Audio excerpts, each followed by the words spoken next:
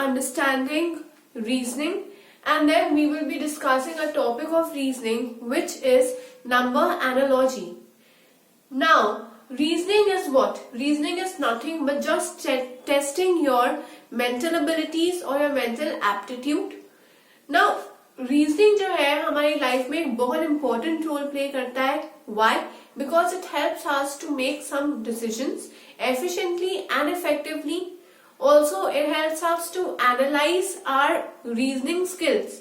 हम किसी भी चीज को देखकर उसका क्या कंक्लूजन निकालते हैं या कितनी जल्दी उसको एनालाइज कर पाते हैं, ये सिर्फ तभी पॉसिबल होएगा जब हम उसमें डिसीजंस बहुत अच्छे से ले पाएंगे. और डिसीजंस कब अच्छे से ले पाएंगे? When we will think broadly. तो हमारी थिंकिंग स्किल्स जो है वो एनहांस होती है, वो शार्पन होती है. That is only because of reasoning. So reasoning is not important just from the examination point of view, but on a daily basis also every person and every individual should be excellent in reasoning area. तो आज का हमारा topic जो है reasoning का, that is number analogy. Now number analogy is basically number corresponding to one another. Why? Because analogy का मतलब ही होता है कोरिस्पॉन्डिंग. एनालॉजी जो है, एनालॉजी का मतलब है कोरिस्पॉन्डिंग. और जब हम नंबर्स की बात करते हैं तो हमें पता है कि नंबर्स क्या है. 1 2 3 4 5 all these are considered to be numbers. तो नंबर एनालॉजी जो है मतलब नंबर्स की एक सीरीज होगी, लेकिन या वो सीरीज हो सकती है या सीरीज नहीं भी हो सकती है. हमें देखना है एनालॉजी में पेयर्स होते हैं. ठीक है, जैसे एक एंटिटी दी होती है ए, जिसका रिलेशन होता है बी के साथ. ये रिलेशन जो है वो कुछ पैटर्न फॉलो करता है, या उसकी कुछ प्रॉपर्टीज होती है, या ए या बी के बीच में कुछ रिलेशन होता है. ए और बी के बीच में कोई भी रिलेशन होएगा,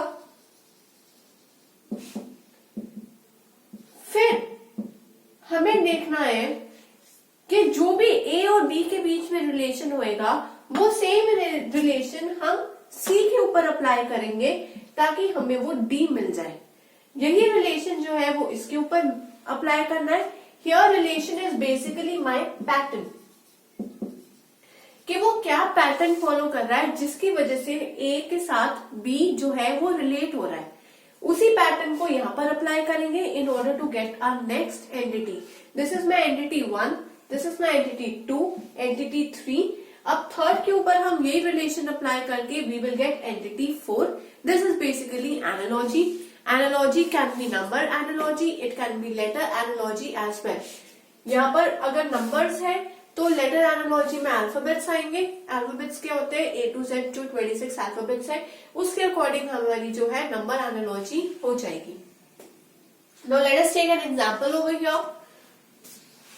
पहला एग्जाम्पल जो है वो आ सकता है 343 corresponds to 7. So 1221 किसको कोरिस्पॉन्ड करेगा? यहाँ पर मुझे देखना है कि 7 और 343 के बीच में क्या रिलेशनशिप है. अब वो रिलेशनशिप कुछ भी आ सकती है. रिलेशनशिप या तो कोई प्रॉपर्टीज हो सकती है उसकी, या मल्टीप्लिकेशन की रिलेशनशिप हो सकती है, डिवीजन की रिलेशनशिप हो सकती है, टेबल की रिलेशनशिप हो सकती है. It can be any relationship. We have to find out what kind of relationship exist between these two. अगर किसी को भी ज्यादा मैथ्स की नॉलेज है या बेसिक मैथ्स की नॉलेज है तो हमें पता होएगा कि 7 का क्यूब जो है वो है 343, और we can say the cube root of 343, जो क्यूब रूट है that is 7. This is the relationship.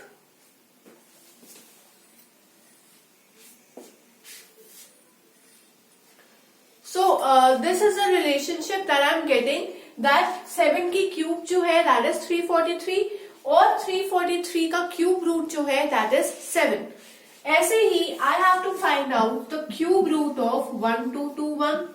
बहुत ही बेसिक क्यूब रूट्स है, ज्यादा ऊपर लेवल के क्यूब रूट्स है ही नहीं है. 7 का क्यूब इज 343, ऐसे 1221 का cube root is 11. So if you want to give any kind of aptitude regarding quant or regarding reasoning, it is very important to learn the cube roots. Cube roots जो है वो हमें 1 to 20 learn होने चाहिए.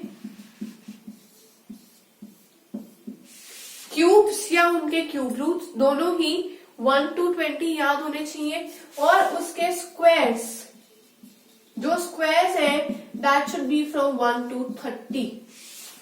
Cubes it can be just from 1 to 20, लेकिन squares जो है that should be from 1 to 30 if you want to solve this in less amount of time. और एप्टीट्यूड जहां पर भी आएगा it will always be time limited, so make sure that you are prepared well before. अगर हमें cubes और squares पता होंगे तो I think within seconds we will be able to find out the relation और हमें पता लग जाएगा कि आंसर हमारा क्या आएगा. So this is one example. Let us discuss some more examples regarding number analogy. This is the second question that is presented to you. Here the relation is 6 is to 12. So 25 is to what? अब मैंने हमेशा क्या बताया कि analogy is always showing some kind of relation. या कोई भी reasoning है तो हमेशा कोई ना कोई रिलेशन होएगा ही होएगा दोनों के बीच में.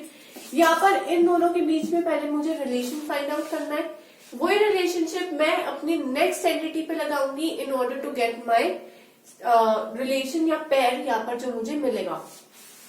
मुझे पता है 6 को अगर मैं 2 से मल्टीप्लाई करूंगी तो मेरे पास आएगा 12. अगर मैं यहाँ पर 25 को 2 से मल्टीप्लाई करती हूँ, अगर 25 को 2 से मल्टीप्लाई करती हूँ तो माई आंसर विल बी 50. क्या मेरे ऑप्शंस में 50 आंसर है? Yes of course. So b will be my answer, that is 50. The simplest question that can ever be asked is this. जो यहाँ पर है बहुत इजीली पता लग रहा है कि 6 का डबल जो है वो 12 है. अब 25 का डबल क्या होएगा? 50. This is another question that can be asked. Let us discuss some more questions. तो next question जो है that can be कि 12 के corresponding है 144, तो 15 के corresponding क्या आएगा? If 12 के corresponding 144 है तो 15 के corresponding क्या आएगा?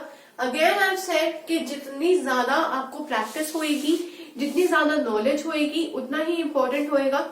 अगर किसी को भी यहाँ पर स्क्वायर्स आते होंगे या क्यूब्स आते होंगे तो बंदे को अच्छे से पता लग जाएगा कि 12 का स्क्वायर जो है that is 144. This is a relationship between 12 and 144 that the square of 12 is 144. ऐसे ही if I can find the square of 15, if I know the square of 15, I will easily be able to answer this question. 15 का square is 225 and this is my answer. अगर नहीं पता square तो हम वापस से वही करने लग जाएंगे. 15 को 15 से किया, अगर 15 का टेबल भी नहीं आता तो पहले 5 को 5 से किया, फिर यहाँ पर 0 किया, फिर यहाँ पर 5 किया और 1 किया, तो हमारा आंसर आएगा 225. हमें ये पार्ट नहीं करना solve. We have to be very quick. उसका एक ही शॉर्टकट है what, that you should remember the squares as well as cubes. तो अगर पता होगा तो बिना ये सॉल्व किए या बिना कैलकुलेट किए I can easily get the answer. So this was another question. Now I have discussed with you some of the questions. बाकी क्वेश्चंस और देखने के लिए you can visit the content section where there are more questions that are provided. Please practice more and more in order to excel in reasoning. क्योंकि reasoning खाली 10 questions करने से नहीं हो पाएगी. You have to practice at least 100 questions every day in order to grab each and every concept. So my suggestion to you is to keep learning and keep practicing.